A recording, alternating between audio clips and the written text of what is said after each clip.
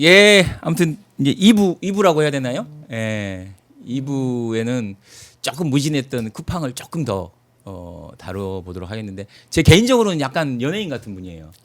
이렇게 말씀하면 좀 제가 좀 그런데 진짜 꼭 뵙고 싶었던 의원 중에 한 분. 아, 네. 예, 감사합니다. 진짜 꼭 무슨 꿈을 이룬 덕후 같은.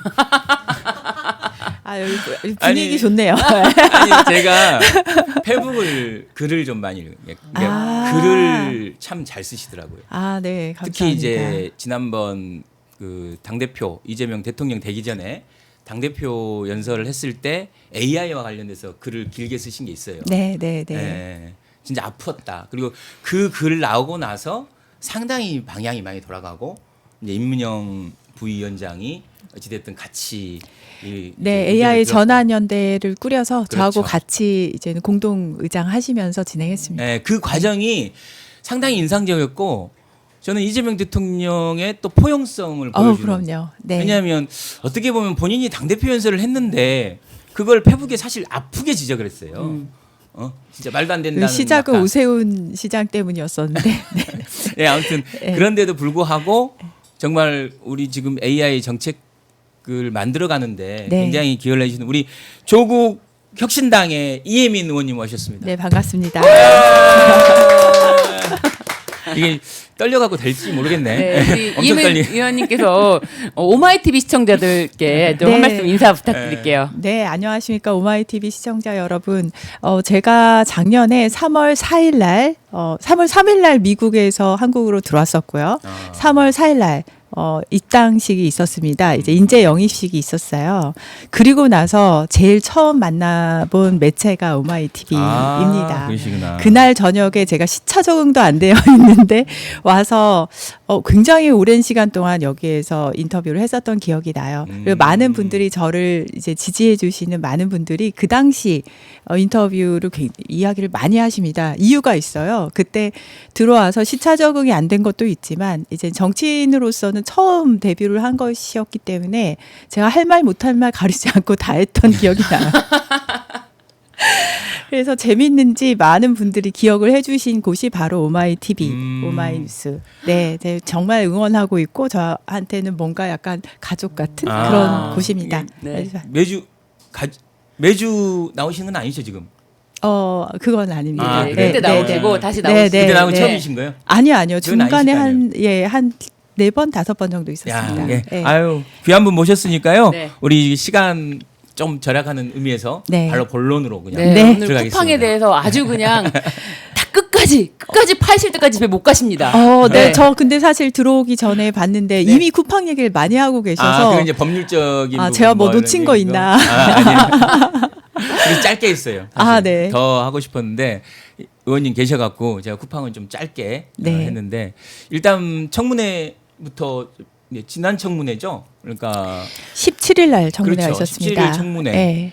우리 흔히 얘기하는 범킴, 네. 범킴이 참석을 안 했는데 안 했습니다. 이유가 뭐 어떤 이유로 참석? 이유요. 이유 사유에서 제가 그때 청문회장에서도 읽었었는데 본인은 170개국에 이제는 운영하는 그 글로벌 CEO라서 바빠서 못 나온다. 네. 글로벌. 네. 근데 우리나라에서 돈은 다 벌어가고. 90%의 수익이 한국에서 나고 있죠. 그렇죠. 네, 그래서 제가 처음에 물어봤죠. 대만만 그 만나는데? 대만에도 오피스가 있긴 해요. 네. 네. 근데 이제 뭐 가족 문제로 아마 대만을 가는 것 같은데요. 네. 저는 글로벌 CEO라서 바빠서 한다는 것을 이제 존중해주기 위해서 다시 물어봤어요. 쿠팡 글로벌 회사입니까? 근데 라저스 대표가 그렇다. 네. 글로벌 회사다. 그래서 제가 이제 글로벌 회사면은 그럼 한국에서는 한국 시장 하나 정도만 닫아도 되지 않겠냐.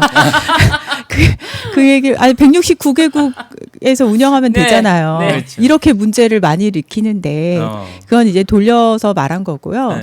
네. 한국에서 매출의 90%를 내고 있고 이런 문제가 생겼고 그리고 뭐 변호사님 잘 아시겠지만 범킴 의장은 의사권을 저기 보드에서 이사회에서 74%의 의결권을 가지고 있는 사람이에요. 맞아요. 그 말은 굉장히 기형적인 구조인데 기업으로 치면은 거의 독재예요. 본인의 의사 결정이 너무나도 많은 것을 좌지우지한다고요. 견제가 거의 없이. 그런 상황에서 이런 문제가 터졌고 이러한 대처가 나온다는 것은 이 사람을 그대로 반영을 하는 거예요. 그럼 이 사람이 나와서 이야기를 해야 되잖아요. 근데 12월 2일 날 그 과방위에서는 현안 질의도 있었고 그 다음 날은 정무회에서도 있었고 맞아요. 네. 그리고 나서 12월 17일 날 저희가 청문회를 한 것이었거든요. 근데 계속해서 안 나와요.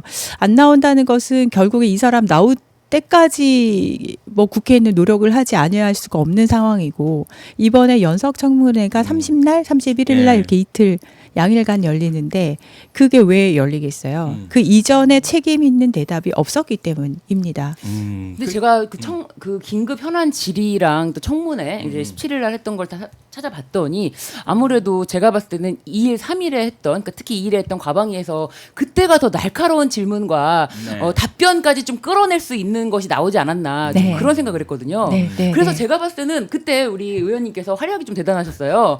그래서 언제나 활약하세요. 네. 제가 보면. 그래서 그런 거를 보고 범킴이 제가 봤을 때 범킴이 안 되겠다. 아. 말 못하는 애로 바꿔라. 진짜로. 아 그때는 예, 외국인 매티스 나와도 매티스도 뭐 대답해야 될 건 대답했어요. 맞아요. 네, 그 대답할 필요가 있는 걸 대답을 했고 PPT를 띄워놓고 이것에 대해서 물어봐도 대답을 했죠. 대답을 했습니다. 네. 범킴이 지켜보던 거죠. 아 저기 안 되겠다. 저기 이혜민 의원 있다 안 되겠다. 빼. 저기 말 못하는 애로 바꿔. 진짜 그 정도로 생각이 들 정도로 17일에 나왔던 로저스는 완전히 와. 그 의도가 너무 그러니까요. 보였었죠. 네. 근데 방금 말씀 굉장히 예리한 지적이신데 네. 제가 이제 청문회 때는 이제 라저스 대표하고 그다음에 그 매티스 CISO 둘 다 나왔잖아요. 둘의 비교가 확실히 됐었어요. 자료 제출을 국회에서는 굉장히 요구를 많이 합니다. 의원실에서는. 근데 쿠팡의 경우는 하나도 내놓질 않아요. 그래서 청문회 과정에서 저희가 끌어낸 것이 국민들께서 보신 게 저희가 받아낸 자료의 전부다라고 생각을 하시면 되는데 그러다 보니까 질의가 계속해서 진행이 될 수밖에 없고 매티스는 일부 대답을 했어요. 맞습니다. 제가 그때 끌어내서 매티스한테서 나온 이야기들이 몇 가지 기억에 남는 게 그러면은 개인 정보를 어디에다 보관을 하냐, 클라우드를 사용을 하냐, 클라우드를 사용한다. 그것도 답을 못 받고 있었던 거였고, 네. 자 어느 클라우드를 사용하냐. 그랬더니 AW 아마존을 쓴다. 네. 그것도 그 자리에서 대답을 받은 거였고요. 자료 제출 안 네. 해줘서 그렇다면 어느 리전에 보관을 하냐 해서 12월 2일 날은 한국에만 보관을 한다 했다가 17일 날 다시 좀 이게 아닌데 싶어서 다시 확인을 했더니 라저스는 대답을 안 하는데 매티스는 대답을 했어요. 북미 리전도 사용을 하고 한국의 개인정보인 경우에는 한국 리전에 프라이머리를 보관을 하지만 네. 싱가포르에 백업을 둔다. 그래서 그 자리에서 바로 개보위하고 과기정통부 2차가 함께 이거 조사하셔야 된다고 했습니다. 왜냐하면은 개인정보를 이렇게 다른 나라로 이관을 할 때에는 신고 과정이 있어야 되거든요. 그 과정을 누락했는지를 확인을 하기 네. 위해서 개보위와 2차가 함께 바로 액션을 요청을 드렸습니다. 네. 근데 지금 그 17일 청문회 때도 보면 그전 대표들 그리고 저는 뭐 강효중 대표는 그렇다 치더라도 박대준 대표 정도는 그 네. 시점에서 대표였기 때문에 네. 나와야 된다고 보면 또 그 친구들도 안 나왔어요. 안 나온 사유서 혹시 들으셨어요? 진짜 네, 네. 그 시점의 아프다고 대표였었잖아요. 그랬나요? 네. 아니요.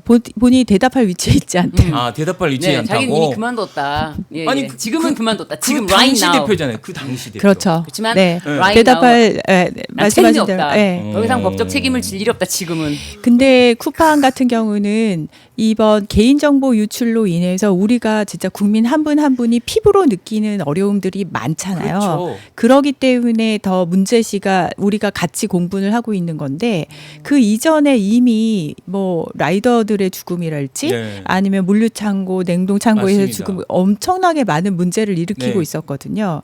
보면은 저는 이제 기업에서 그런 플랫폼을 만들어 본 사람 입장에서 보면은 쿠팡이라는 곳은 겉은 플랫폼 기업, 겉은 테크 기업, 겉은 글로벌 기업으로 이렇게 싸고 있었는데 그 문제를 뒤에서는 많은 기업에서 여기는 R&D 투자를 해서 이노베이션을 통해서 그걸 해결해 내요. 그런데 물류조차도 네. 그런데 쿠팡은 그걸 사람을 다 갈아놓고 그렇죠. 있었던 거고요. 네. 바깥의 문제는 또 다 대관으로 막고 있었던 거예요. 구조를 아주 심플하게 얘기를 드리면 음.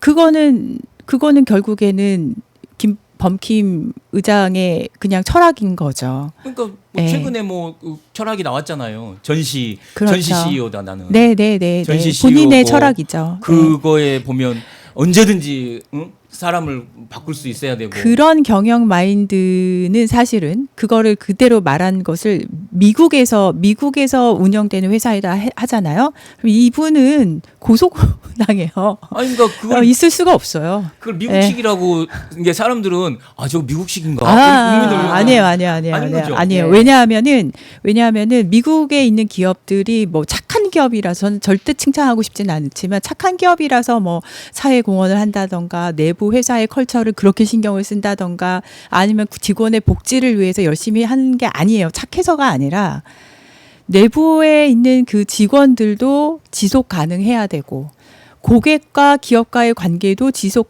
가능해야 되고 이 상생의 생태계가 돌아가기 시작해야지 회사가 오래 갈 수 있고 그다음에 레버뉴 창출도 계속 있다는 그렇죠. 것을 알기 때문이에요.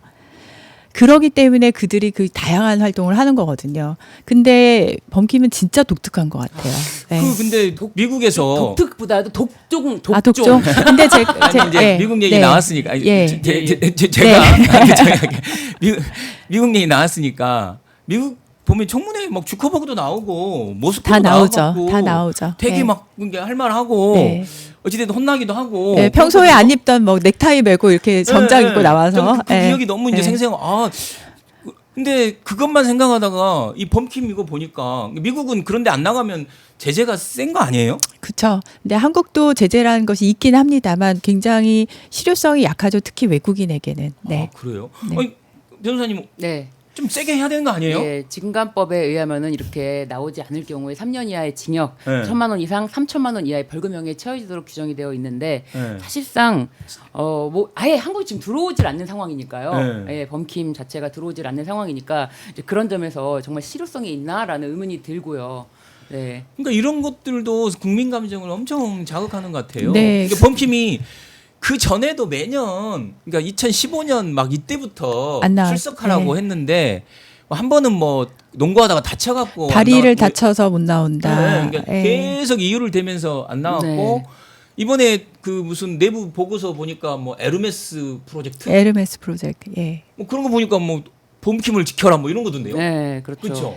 저- 그 로켓 배송 사실상 이제 에르메스가 이제 우리는 브랜드로 알고 있지만 그 전령의 신이라고 합니다. 그래서 예 로켓 배송 기사들, 네 전령. 그래서 로켓 배송 기사들을 어떻게 처우할 것인지 예. 그것에 관련해서 로켓 배송 기사들이 이제 뭐 노조를 결성한다거나 뭐 이렇게 될 경우에 어떻게 이걸 막을 것인지 그리고 이 관련해서 자기가 문제가 됐을 때 어떻게 난 빠져나갈 것인지 로켓 배송 관련된 기사들 관련된 문제를 그때부터도 이제 굉장히 심각하게 보면서 어떻게 하면은 정말 직원들의 고요를 짜낼 수 있을까? 그 생각만 제가 한 어느 거죠. 인터뷰에선가 방금 변호사님 말씀하시니까 생각이 나는데 인터뷰에서 저도 모르게 나온 표현이 뭐였냐면은 미국에 앉아서 한국이라는 어떤 식민지를 그냥 여기서 고열만 빨아내는 그런 제국주의의 그런 모습이 막 떠오르는 거예요. 맞아요.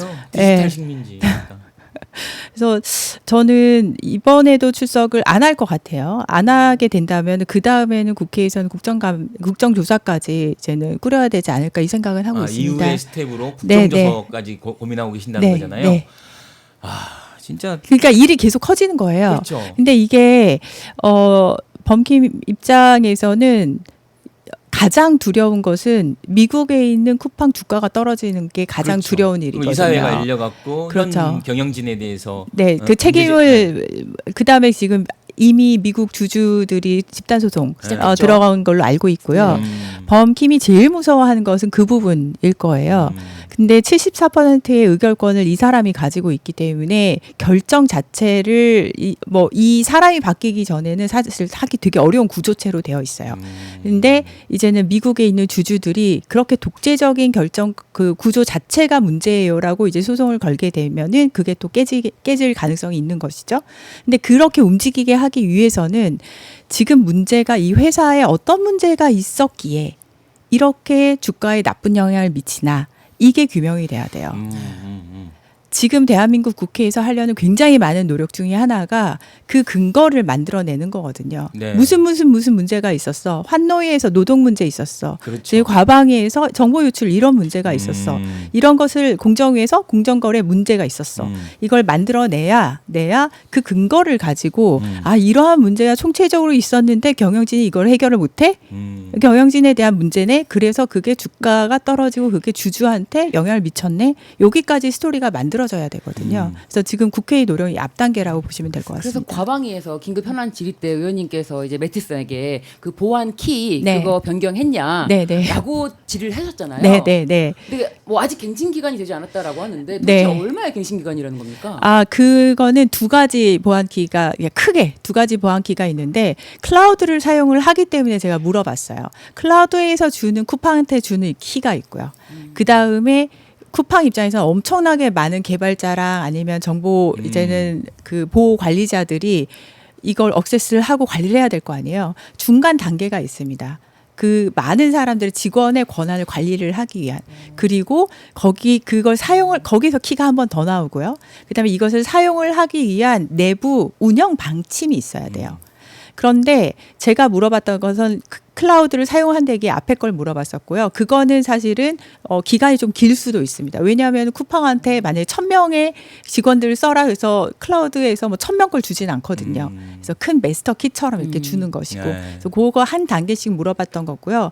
그거 자체가 지금 문제가 됐길 알았기 때문에 그거는 끊어야 돼요. 그건 끊어야 되는데 안 끊은 상태였다라는 것은 그때 이야기를 해서 알게 됐었고요. 야, 근데 오늘 이게 너무 진지해지니까 이게 스파라고 그러냐? 네. 핫스파. 핫스팟. 핫스팟인데 예. 핫스파. 오늘 네. 추우니까 이제 뜨겁게 만들어 보자고 했는데 네. 아무튼 그래서 제가 너무 좀 네. 잠깐만요. 너무 뜨거워지는 것 같아 갖고 아무튼 말씀을 내가 듣고 있는데 글하고 말하고 좀 비슷하시네요. 저요? 예. 어떻게 해요? 아니 그러니까 글을 쓰는 사람이 말을 잘하기가 쉽지 않고 이 말을 잘하는 사람이 글을 잘 쓰기가 쉽지 않은데 이 말이 그냥 글이 되는 분이네. 저희 오늘 쿠팡 얘기하러 아니 그러니까 좀 이제 아이스 브레이킹 네. 하는 네, 얘기 네, 드리는 네, 거긴 네, 한데 네. 옛날 김대중 대통령이 그런 분이었어요. 이게 네. 말이 글이 되는 사람. 그러니까 이 네. 사람은 말을 그대로 해놓으면 글이 되겠다. 이런 분이었는데 보니까 글만큼이나 이 말도 이 밀도가 있다라는 말씀을 좀 드리고 이제 칭찬을 한번 드리고 이제 가야 될 것 같아요. 그 아이스 브레이킹 이어서 그럼 저도 같이 거의 호응을 해드리자면 이제 정치인이 됐기 때문에 말을 해야 네, 되잖아요. 어쩔 수 없이 말을 많이 해야 되는 상황인데 네. 예전에 제가 제일 좋아하던 노래 가사의 일부분이 내가 던진 말의 무게만큼 살아가고 싶어해요. 근데 노래 가사예요. 제일 좋아하는 가사인데 이제는 조금 많이 바뀌어서 말을 많이 하게 돼서 말씀하신 게 잘 지켜진다는 잘 모르겠습니다. 그래도 이제 이렇게 전문성, 그러니까 제가 들어본 이렇게 국회 분들 중에 제일 전문적인 분 같아요. 이 문제와 관련된 걸 떠나서 이 정보통신이나 IT와 관련돼서 아마 구글에서 근무했던 이게 당시 영입됐을 때도 그게 네. 상당히 화제가 됐었거든요. 네. 구글에서 무슨 일을 하셨던 거예요? 저는 프로덕트 매니지먼트 팀에 있었는데요. 한국에서는 같은 직군은 사실은 아직까지는 없다고 저는 생각을 하고 어떻게 생각하시면 되냐면은 구글 혹은 아니면 큰 회사에서 이만큼 가두리 양식장처럼 이렇게 있고 그 안에서 수없이 많은 스타트업들이 올라갔다 내려갔다. 그래서 하나가 터지고 같이 이제는 떠오르고 이런 식으로 운영이 된다고 이제 생각을 하시면 되는데 거기서 그 수많은 스타트업들이 올라갔다 내려갔다 할 때 그 작은 그 스타트업 그 안에서의 미니 CEO라고 생각을 하시면 되고요. 책임과 권한을 다 가지고 있었기 때문에 한국에서는 똑같이 만들기는 어렵더라고요. 왜냐하면 책임은 줄지언정 권한은 잘 안 주시더라고요. 위에서. 근데 제가 구글에서 일을 할 때에는 아직도 기억나는 게 한국의 안드로이드를 론치를 할 때 한국에 있는 통신사하고 이야기를 할 일이 있었어요. 근데 제가 나와서 저는 이제 하나씩 결정을 내리면서 가는데 저쪽에서는 뭐 상무님 뭐 이런 분들이 나오셔서 제가 물어보면 그거는 뭐 부사장님께 그거는 사장님께 그때 한국에 있을 때인데 뭐 제가를 받아야 된다. 그래서 제가 결정하실 수 있는 분 좀 나오시죠라고 얘기했던 기억이 나요. 그러니까 그게 가장 큰 차이인데 나의 프로덕트에 대해서는 제가 결정과 책임을 다 가져가는 구조라서 네네. 뭐 개발팀 뭐 법무팀 다 같이 일을 했었습니다. 그래서 이 문제에 대해서도 굉장히 해박하신 거네요. 그러니까 그냥 기업에서 계속 있었다가 정치권으로 저는 입법부로 이직을 했다라고 이제 표현을 하고 있습니다. 네. 그러면 기존의 경험이 여기 도움이 돼야 되겠죠. 그러니까 이제 이 네. 사건은 이제 크게 보면 네. 사실관계를 밝히는 거. 네. 그러니까 이제 지금 사실관계 밝히는 거 청문회, 국정조사 이런 게 있을 수 있는 네. 거고. 그 과정에서 책임자를 이게 처벌하는 이런 문제도 있을 거고. 네. 그리고 이제 재발을 어떻게 하면 방지할 수 있느냐. 입법하는 것들. 근데 네. 그 중간에 하나 더 들어가는 것은 뭐냐면은 굉장히 많은 시행 주체가 정부가 됩니다. 네. 그래서 정부에 대해서 요구를 할 것들이 이제 챙기면서 얘기하는 것이 같이 들어가죠. 네. 그러니까 이제 저도 사실 헷갈리는 때가 있어요. 음. 그러니까 뭐냐면 미국식은 이런 건가? 그러니까 어떤- 예를 들면 미국에서 이런 일이 있었다. 어우, 지금 네. 예를 들면 미국에서 지금 네. 구글에 계셔요. 네, 네. 의원이 아니고 네. 미국에 계신데 미국의 구글이든 비슷한 기업이 네. 이런 일이 있었어요. 네. 그럼 어떻게 돼야 돼요? 어떻게 되냐면요. 우선 제일 처음에는 징벌적 손배하고 그다음에 집단 소송 부분이 아주 자리 잡고 있어서 제일 먼저 벌어진 건 집단 소송이 벌어지게 됩니다. 집단 소송. 그러면 회사 입장에서는 많은 경우에는 미리 합의를 해줘요. 아주 천문학적인 돈을 들여서. 이유는 그 다음 단계로 가게 되면은 디스커버리 제도가 또 미국에 존재를 하기 때문에 소송 과정에서 본인들의 기업의 기밀이나 여러 가지 정보를 내놔야 돼요.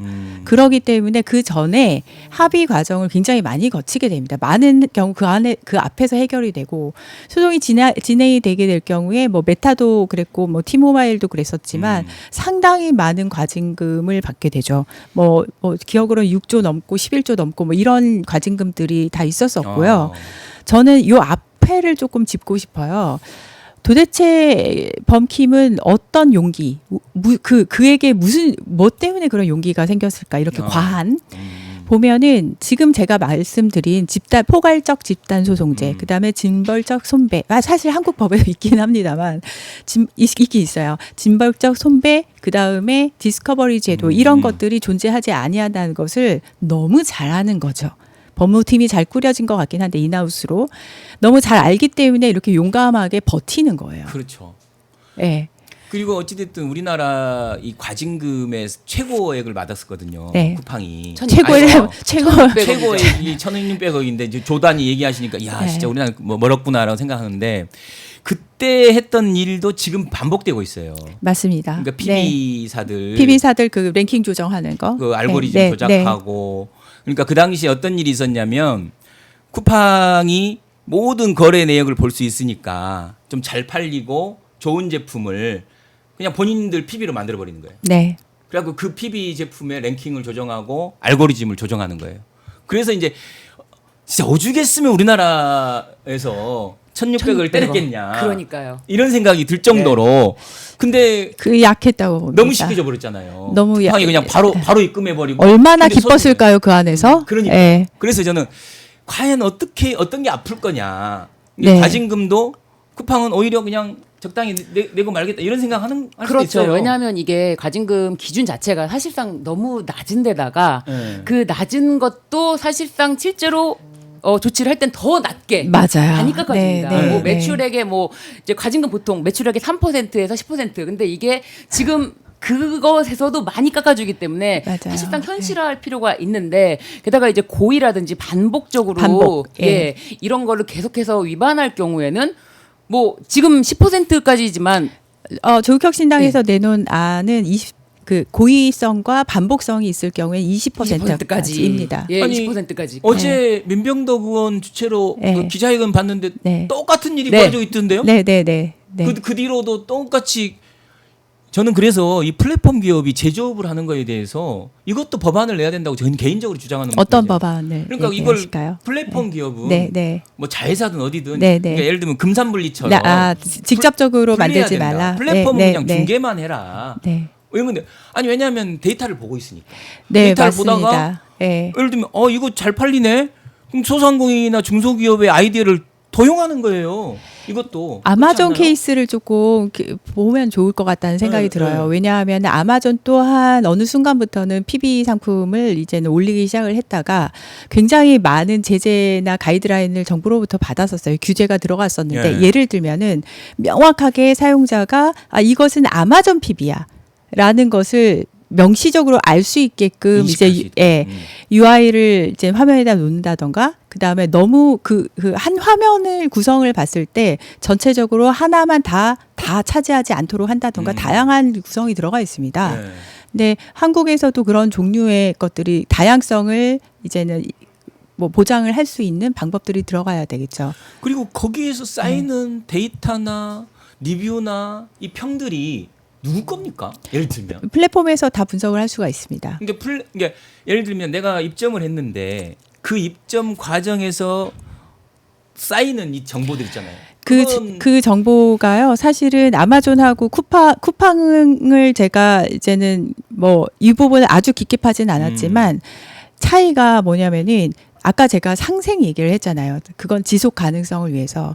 그러기 위해서라도 사실은 그 입점 업체 한테 주는 데이터가 꽤 많습니다. 요렇게 너네가 한번 바꿔봐. 네. 아니면 요렇게 뭐 시즈널 임팩이 있으니 이런 것이 좋아. 이런 서제스트가 들어갈 수가 있는데 한국 같은 경우는 쿠팡이 다 틀어지고 있다? 이렇게 되면 다 다르게 돼 있다는 거죠. 대시보드를 제공을 하죠.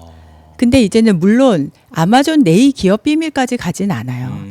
다 준다는 것은 아니지만 요 회사가 사실은 아마존 입장에서도 요 회사가 잘 돼서 좋은 제품을 많이 만들어서 사용자가 많이 사면 좋은 거잖아요. 그렇죠. 그러니까 목표가 거기에 있는 거예요. 네.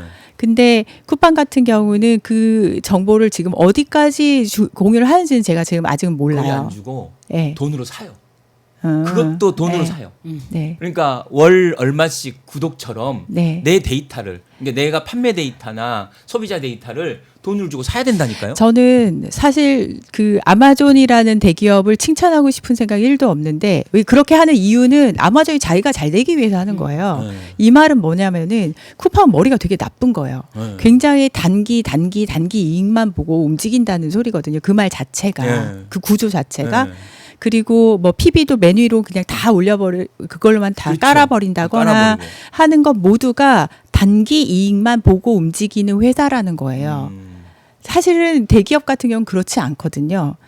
근데 이게 왜 그랬을까를 좀 들여다봤는데 초반에 쿠팡은 이젠 그 소프트뱅크 투자를 받았었어요. 네, 네. 근데 그때 아마 손정이 그 소프트뱅크의 지분이 쿠팡의 30% 정도인가 뭐 요 정도였었던 것 같은데 지금은 점점 떨어져 10몇 %로 좀 많이 떨어져 있어요. 네, 네.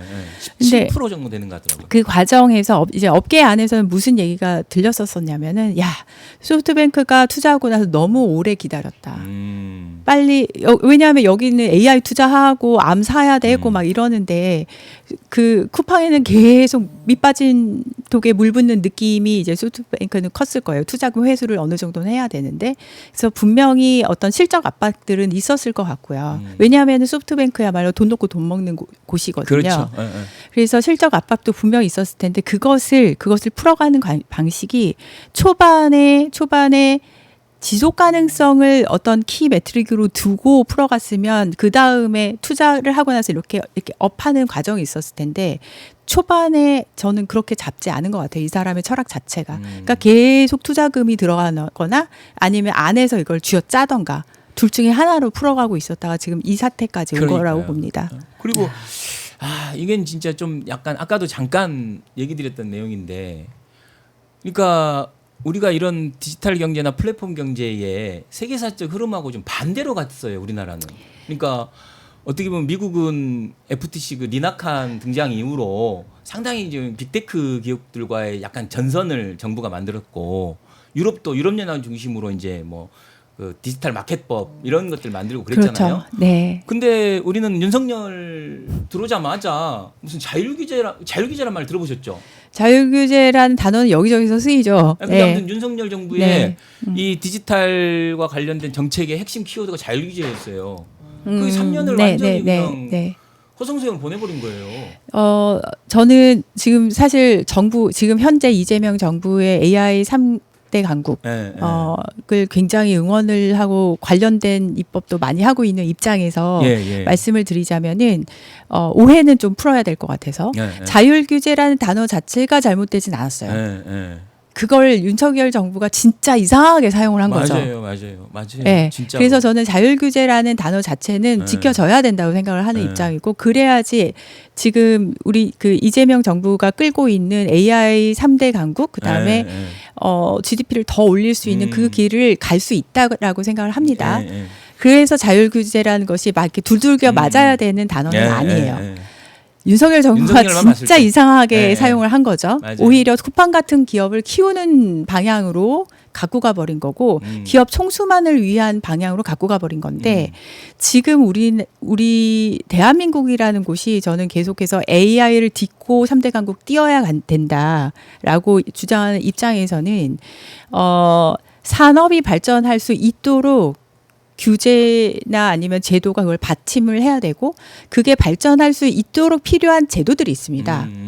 그러니까 그 모든 규제가 나쁜 게 아니에요. 맞아요. 제가 룰은 그 필요하죠. AI 얘기를 할 때 신호등 이야기를 많이 해요. 신호등. 자동차 산업이 발전을 할 수 있었던 것은 신호등 같은 기본적 전 세계적으로 어느 정도 통용이 되는 기본적인 규제가 있어서라고 얘기를 하는 거거든요. 만약에 그 신호등이 없었다면 신호등 없는 강남역 사거리를 생각을 하면 어떻게 됐을까? 약간 그거예요. 그래서 산업이 발전을 하기 위한 신호등 같은 규제는 필요합니다. 근데 그 이외의 것은 사실은 자율규제하고 굉장히 많이 엮여 있어요. 그래서 AI 3대 강국 갑자기 AI로 갔는데 전문가시니까. 예, 가기 위해서라도 이런 구조체는 만들어져야 되지만 다시 쿠팡으로 와서 쿠팡은 아까 말씀드렸듯이 한국에 뭐 포괄적 집단 소송 제도 없고 디스커버리 제도도 없고 네. 이런 것을 너무나도 잘 활용한 그다음에 그렇죠. 인건비가 미국에 비해서 싼 것도 너무나도 잘 활용한 그다음에 노동자들의 인권이 잘 지켜지지 아니하다는 것도 너무나도 잘 활용한 아주 악질적인 케이스죠. 네, 알고 그런 자율규제라는 것조차도 네. 너무 그거를 잘 활용을 해버린 케이스라고 보고요. 저는 기업에서 오랫동안 일을 했었기 때문에 무슨 일이 터졌을 때 기업 입장에서 이래서 저랬겠구나라는 이해도는 있어요. 이해도가 있는데도 불구하고 그 이해도를 가지고 봐도 이건 이해가 안 되는 영역입니다. 근데 그때 얼마나 예를 들면 그 쿠팡의 최고 경영자가 네. 윤석열의 사법 연수원 동기가 최고 경영자였고 쿠팡에서 근무하다가 청와대 근무했다니까요. 네. 그때 이슈 터지고 나서 본인이 물러나는 것처럼 하면서 오히려 본인을 보호할 수 있는 구조체를 만들게 됐죠. 네. 그러니까 그것도 다 이제 사실은 뭐 텔레그램 메신저인가요? 메신저를 네. 통해서 또 그게 다 공개가 되면서 후보는 누구야라고 하면서 김앤장의 누구야 했던 그 사람이 바로 후보가 됐다가 대표가 됐다가 이 모든 게 김범석의 방패 막이로 지금 다 활용되고 있다. 그러니까 지금 일어나는 우리 일어나는 무슨 대관 이런 건 진짜 조직지열이에요. 제가 보면 윤석열 때 했던 건 너무 대놓고 다 해버린 거 아니에요? 그거를 정부에서 부끄러움도 없이. 눈을 감아줬죠. 저는 이렇게 봐요. 지금 되게 뜬금없게 들리실지 모르겠지만 미국에서 이제 고속도로 막 운전을 하고 가다 보면 거기도 고속도로 주변에 막 지저분한 거 느끼긴 하지만 뭐가 있냐면 리터링 했을 때 뭐 예를 들어 뭐 주마다 다른데 뭐 276불 이렇게 딱 있어요. 그러니까 쓰레기 하나 버리면 우리나라 돈으로 그러면 얼마죠? 꽤 되죠. 40만 원 되나? 아니요. 이게 아마 네. 쓰레기는 경범죄일 거예요. 경범죄. 근데 근데 경범죄로는 뭐 10만 원 넘지 않습니다. 리터링을 했을 때 지금 무단 투기. 무단 투기 했을 때 그 말씀드리고 싶은 포인트는 뭐냐면은 무지하게 처벌이 세게 들어가 있는 경우에는 기업은 앞단에서 조심할 수밖에 없어요. 미리 이제 예를 들면 보안에 대해서 그렇죠. 투자도 하고 그렇다는 거잖아요. 네. 네. 보안 같은 경우는 이슈가 터지게 되면은 걷잡을 수 없고 회사가 망할 수 있다라는 것을 알기 때문에 그렇죠. 앞단에서 상당한 투자를 하게 됩니다. 그리고 정부에서 내놓는 우리나라 뭐 ISMS-P 받으면은 마치 우리는 안전해요. 손을 놔버리는 면죄부 쪽에 더 가깝거든요. 네. 시작인데. 네, 시작인데 네. 그거 이상으로 하라는 그렇죠. 건데. 그 이상으로 하라는 그렇죠. 기업에서는 그 이상으로 하게 함으로써 뒤에 올 엄청난 기업의 피해를 줄이는 역할을 이제 기업에서는 할 수밖에 없는 그 구조를 만들어놔야 되는데 한국은 거꾸로 됐죠. 야. 앞에는 면죄부를 주고 지금까지 지금 제가 KT 계속 짚고 있는데 네, KT 다들 가 까먹으셨죠? 저 KT 맞아요. K, 갑자기 KT KT 놀랄 것 같은데, KT 지금? 이번 달 안에 조사 결과가 나오거든요. 아. 근데 이제 그 결과를 앞두고 제가 또 글을 쓴 게 있는데 한번 보시면 좋을 것 같은데 뭐냐면은 앞단에서 이제 인증을 받았으니까 아 우리는 괜찮아. 그다음에 뒤에서 처벌이 점점 약해지니까 아 이렇게 해결하면 돼. 예. 이렇게 버티고 해결하면 이게 세트로 움직이고 있어요. 그러다 보면은 어느 기업이 보안에 투자를 하겠으며 맞아요. 차라리 그냥 맞고 말지. 맞고 이라고 말지. 예, 맞아요. 그러기 때문에 이번 건도 쿠팡에 대해서 진짜 지금 상황에서라도 사실은 소급 적용할 수 있는 게 너무 적어서 진짜 영업 정지 시킨다거나 하는 거 말고는 뭔가 실효성 있는 입법을 다 준비를 하지만 그래서 이러한 일이 재발될 수 있지 않도록 하고 있지만 네. 제 입장에서도 되게 힘들거든요. 네. 그리고 입법 과정에서도 또 힘들고 왜냐하면 쿠팡 로비들이 또 있기 때문에 네. 그런데 저는 어떻게 해서라도 새해부터는 제대로 안 하면 망한다. 네. 라는 게 우리나라 기업에도 들어가야 우리나라 기업도 선진화가 되고 그래야지 기업에도 좋다. 저는 이 말씀 좀 드리고 그래서 싶습니다. 우리 이재명 대통령께서도 그 부분에 대해서 과징금에 대해서 좀 현실화 시켜야 될 필요가 있지 않느냐, 맞아요. 고쳐야 되지 않느냐라고 말씀하신 부분이 있는데 영상이 혹시 준비됐나요? 네. 네, 영상 준비되어 있으니까 우리 영상을 한번 보시죠. 그런 네. 영상도 있어요? 서면 자료에 반복 중대 위반에 대한 징벌 과징금 특례를 해서 10%는 매출의 10%를 과징금으로 부과하겠다 그 말이죠. 지금은 얼마예요? 반복 중대 위반에 대한 특별한 규정이 없죠. 그거는 이제 그 과징금을 산정할 때 그거를 고려는 하게 되어 있습니다. 하지만 이제 법적으로는 전체 매출액의 3%로 되어 있고요. 또 시행령단에 내려가서는 직전 3개년 매출액의 평균으로 되어 있습니다. 법에는 직전 연도라고 되어 있는데 법에는 전체 매출액의 3%, 시행령단에는 직전 3개년 매출액의 평균에 대해서 이제 3%를 부과할 수 있게 이렇게 되어 있습니다. 갈수록 약해지는 거군요. 뭐 그런 측면이 있습니다. 그 시행령을 일단 고칩시다. 네, 3년 중에서 제일 높은 연도에 3%라죠. 바로 그렇게 검토하겠습니다. 이게 지금 경제 제재들이 너무 약해가지고 아예 위반을 밥 먹듯이 하고요. 위반해도 신경도 별로 안 쓰는 것 같아요. 위반하면 난리가 나야 되는 거 아닙니까? 그런데 위반해도 본 태도를 보면 뭐 어쩔 건데 이런 느낌이 들어요. 너무 우리나라는 경제 제재가 너무 약해서 위반을 너무 쉽게 생각하는 것 같습니다. 위반하지 않기 위한 노력을 충분히 해야 되고 비용도 들여야 되는데 그런 노력들이 잘 안 보여서 앞으로는 이런 거 위반해가지고 국민들한테 피해주고 그러면 엄청난 경제제재를 다 당한다. 잘못하면 회사 망한다.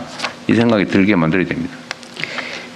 네, 대통령님 그 국가마다 약간의 제도의 차이는 있습니다만 네. 뭐 3개년을 보는 경우도 있고 또 직전 연도 한 해만 보는 경우도 있습니다. 근데 보통 매출 업무보험 좀 보셨어요? 네, 봤습니다. 그리고 뭐 개보위원장님하고는 저도 뭐 개인적으로도 지인이고 해서 이야기도 하고 그다음에 청문회도 나오셨었어요. 그래서 그렇죠. 그때 제가 요청을 하는 모든 것들 다 이제 수용을 해주시면서 살펴보겠다고 하셨는데 지금 말씀하신 그 여러 부분에서 이제 저희 당에서 조국혁신당에서 낸 안에 뭐가 있었냐면 아까 말씀드린 10%를 넘어서서 고의, 중과실, 반복인 경우에 20%가 들어가는데 우리가 이야기를 이렇게 하긴 쉬운데 맞아요. 고의인지 중과실인지 맞아요. 반복은 오히려 쉽죠. 네. 그거를 밝혀내야 20%가 되는 거예요. 그렇죠. 근데 그걸 밝혀내려면 사실은 그때 국회의 역할이 굉장히 중요하고 그때 조사단의 역할이 아주 중요합니다. 현재 민간협동조사단이 돌아가고 있습니다. 네. 민간협동조사단 안에는 뭐 다양한 기관들이 개보위도 있고 과기정통부도 있고 이렇고 그다음에 민간 전문가들도 들어가 있어요.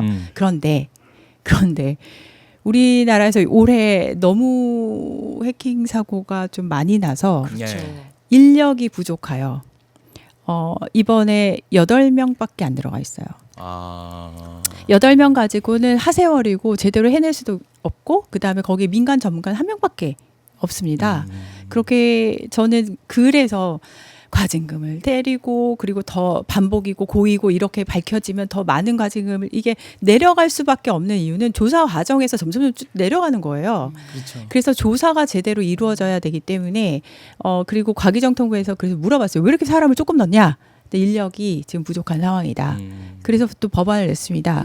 왕법 이제 개인정보보호법 개정안을 냈는데 뭘 냈냐면은 이게 기업의 문제인 경우로 결론이 날 경우에는 이 조사 모든 부분에 대한 비용을 기업이 부담한다로 지금 개정안 이 조사 네, 이런 것들이 네, 개정안을 내놨어요. 또 한 가지가 이 공정위에서 조사를 할 때 강제 조사권이 없어서 맞아요. 뭐 자료 제출을 주는 것만 받아서는 사실상 실질적으로 어떤 부분을 정확하게 조사를 해내기가 쉽지가 않거든요. 네. 그래서 이 강제 조사권에 대해서도 그것도 냈습니다. 예, 네, 입법을 새롭게 그러니까 하는 기업에 걸로. 있는 사람들은 이걸 약간 비용으로만 생각하는 거예요.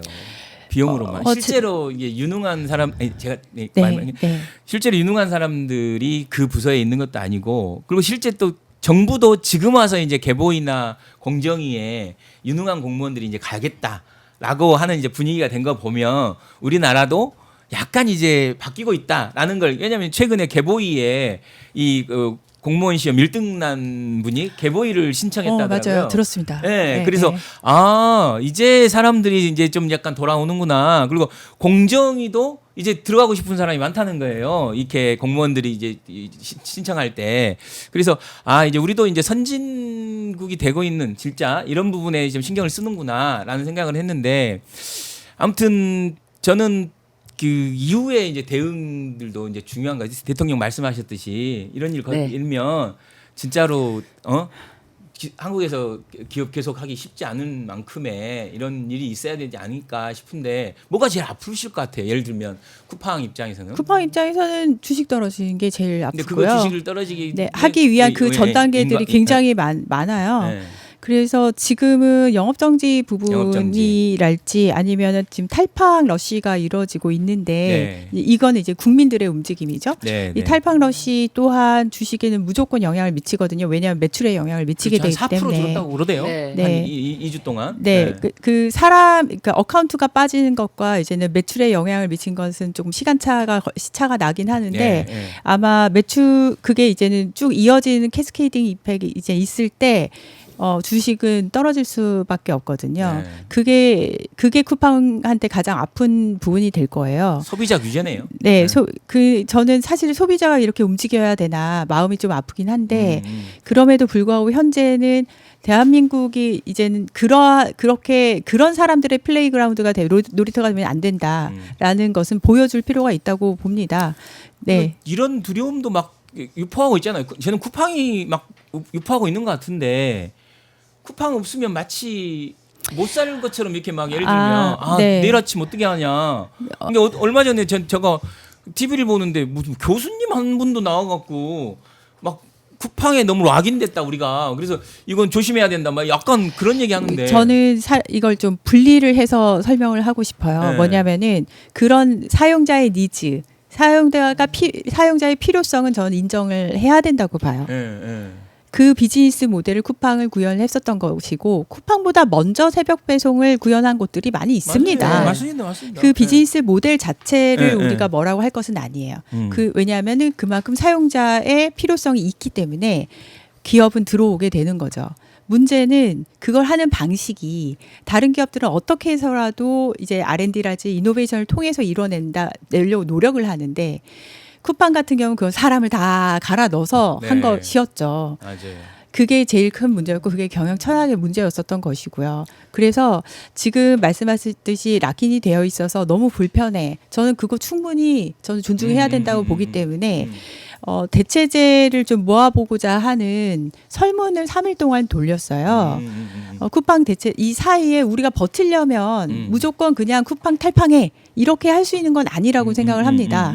그래서 3일 동안 설문을 한번 돌려봤고 의외로 꽤 많은 곳에서 새벽 배송도 하고 있고 네. 1시간 내 배송도 하고 있고 특히 제가 좋았었던 거는 뭐냐면은 우리 동네 지역의 상권을 살릴 수 있는 그런 사이트들도 많이 올라왔더라고요. 조금만 더 예. 아, 저 저게 지금 의원님이 지금 하시는 거예요? 네, 네. 이렇게 보시면은 뭐 네이버도 있고 11번가도 있고 맞아요. 이마트도 있고 쓱 배송도 예. 있긴 하지만 저기에는 뭐 토마토랄지 아. 아니면은 밑에 더 맞아요. 보면 공영 쇼핑이랄지 예. 아니면 와이즐리 뭐 마켓컬리 이렇게 맞습니다. 대체제 제가 왼쪽에다가 뭐 식품 등등등 이렇게 써놓긴 했는데 저건 맨 어떻게 예를 들면 의원실에서 직접 제가 다 만들었어요. 아, 저 그냥- 하나도 안 빼고 다 제가 만들었는데 밑으로 다 내려보시면은 이거 카테고리를 선택을 해달라고 했더니 쿠팡에서 어떤 부분 사용자가 제일 원했을까, 제일 지금 현재 부족한 부분일까 봤을 때 이제 대체제로서 필요한 부분일까 봤을 때 식품 부분하고 새벽 배송하고 생활용품이 제일 그렇죠. 눈에 띄더라고요. 그렇죠. 아무래도 맞아요. 다행히도 저기에 해당되는 대체제들이 많이 올라와 맞- 있었어요. 많습니다. 우리나라 네. 이제 많이 돼 있어요. 네, 그래서 저는 좀 저게 또 네. 우리 저거 갖고 오셨으니까 한번 보여주신 네, 김에 뭐, 네. 지금까지 말씀드렸었던 징벌적 과징금이랄지 아니면은 뭐가 있을까요? 강제 수사권, 네. 디스커버리 제도, 그리고 집단 소송제, 그리고 책임 있는 정보 제공이랄지 정보 보호 수준 평가 제도까지 8가지의 입법을 지금 조국혁신당은 세트로 지금 내놓은 상태입니다. 아, 저게 지금 이게 그 해법으로. 네, 네. 근데 이건 사실 쿠팡에만 문제는 아닌 것 같아요. 이게 그럼요. 이게 예. 결국은 앞으로 우리나라가 디지털 경제를 수용하는 과정에서 꼭 필요한 일들이 아닌가 싶어요. 아까 대통령께서 말씀을 하신 잘못하면은 망하겠구나라는 것이 지켜지기 위해서라도 이런 입법들이 다 필요합니다. 그리고 우리나라가 이상하게 이 디지털 기업, 스타트업 기업에 대해서 이 혁신에 대한 그게 강해서 그런지 이게 어떻게 보면 허용된 범위가 좀 넓은 것도 있어요. 그러니까 이미 경제가 디지털로 이게 이제 디폴트 기본값이 된 거고 오프라인이 이제 이걸 따르는 구조가 됐잖아요. 네, 네. 이미 경제의 구조가 바뀌었는데 여전히 진짜 오프라인이 주고 이 디지털 문제에 대해서는 미비한 게 너무 많아요. 우리나라는 사실 제가 이제 AI 대전환 얘기할 때 뭐 AI 수석실 뭐 저희 대통령실도 그렇고 지금 AI 전략위원회도 그렇고 다 이제 제 지인들이 다 계시잖아요. 저도 자문위원입니다. 아 그러시군요. 고맙습니다. 진짜 고생 많이 하셨어요. 아니에요. 진짜 일 많이 하셨는데. 그것도 물어보고 싶은데 사실 지금 시간이 없네요. 근데 그렇게 가기 위해서라도 건강한 생태를 만들 수 있는 구조체가 있어야 돼요. 맞아요. 그 위에서 혁신이 나온다고 생각을 하고 있고요. 혁신을 이상하게 응원하고 혁신을 이상하게 규제를 하고 있거든요. 아까 전에 제가 거꾸로라고 말씀을 드렸듯이 혁신 또한 진짜로 혁신을 시켜야 되는 규제는 없고요. 진짜로 혁신을 이렇게 발목 잡는 것은 또 있고 약간 뭔가가 거꾸로 돼 있어요. 그래서 저는 뭐 이번에 쿠팡 이슈가 나왔을 때 이참에 뭔가 고칠 수 있는 것이 있다면 맞습니다. 확실하게 고치고 가야지 건강해진다. 네. 이렇게 말씀을 드리고 싶어요. 아까 그 대체제 이렇게 쭉 정리해 놓으셨는데 네. 그거 어디 가서 볼 수 있나요? 제 페이스북 아, 페이지. 그래요? 아니, 좀 알리셔야겠는데. 네, 그 정도는 안 이혜민 의원님 되는데. 페이스북 페이지에 안 가면은 돼, 안 돼. 우리 대체제에 대해서 네. 정확하게 알 수가 있다고 합니다. 그 노제팬 할 때 예. 그때 이 대체제가 엄청 사실 네. 그 운동할 때 했던 거 네네네. 한번 해보시면 네네. 홍보는 잘할 수 있을 거예요. 왜냐하면 그때 노제팬 할 때 소비자들이 네. 예를 들면 일본산 이건 한국산 이게 있다 이렇게 해갖고 이렇게 대체제를 잘 네, 해놨어요. 맞아요. 네, 네. 저 그거 한번 참고 한번 해보세요. 아직도 그래서 특정 브랜드를 안 갑니다. 네, 그때 네. 기억 때문에. 그러니까요. 네.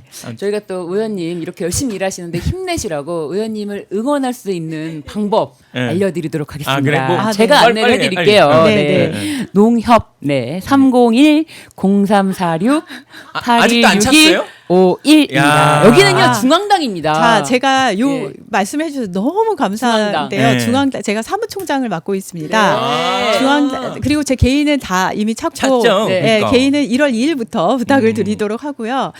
중앙당 후원인데 제가 오늘 조금 특별한 메시지를 좀 전하고 싶어요. 뭐냐면 어제 발표가 된 건데요.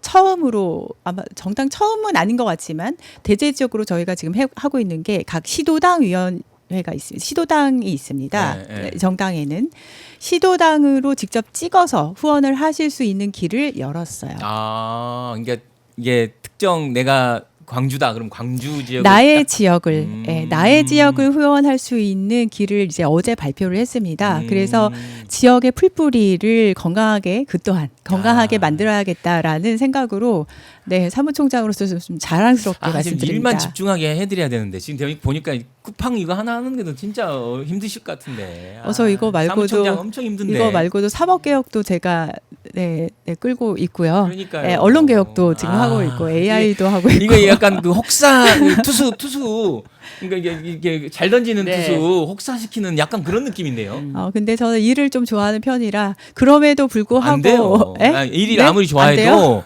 이게 집중하는 집중의 힘이 있어요. 저는 그래서 네. 이 우리 이혜민 의원님 같은 분은 진짜 우리 국가 AI 그리고 이제 쿠팡 이런 것들이 좀 적극적으로 해야 되지 않을까 싶은데. 네, 저 이번에 네. 올해의 마지막을 31일 올해의 마지막 이틀을 쿠팡에 오케이. 집중해 보겠습니다. 네, 저도 네. 꼭 볼 텐데 아무튼 정말 아쉽고 아무튼 좀 혹시 또 추가로 나눌 얘기 있으면 좀 또 나눌 수 있도록 하고요. 네. 아무튼 오늘 혹시 오늘 못하셨다. 오늘 이 얘기는 꼭 해야 되는데 못하셨다 하는 얘기 있으면 마지막 마지막으로. 말씀하시고 네. 보내드려야겠습니다. 네. 다 난리네요. 지금 쿠팡 이야기만 하다가 갑자기 오마이 TV를 시청해 주시는 여러분 연말이에요. 벌써 2026년인가 싶지만 저희가 2025년을 맞이하던 마음보다는 훨씬 더 좋은 것 같습니다. 2026년도에도 늘 건강하시기를 바라겠다는 말씀을 먼저 드리고요. 조국혁신당은 지금 새로운 지도부를 구성을 해서 저도 이제 사무총장으로서 일을 하면서 방금 전에 보여드렸듯이 완전히 새로운 모습 보여드리겠습니다. 열심히 뛰겠습니다. 감사합니다. 와 감사합니다. 너무 감사드립니다. 예, 건강하시고요. 감사합니다. 네. 감사합니다. 오늘 말씀 여기까지 듣겠습니다. 네. 네.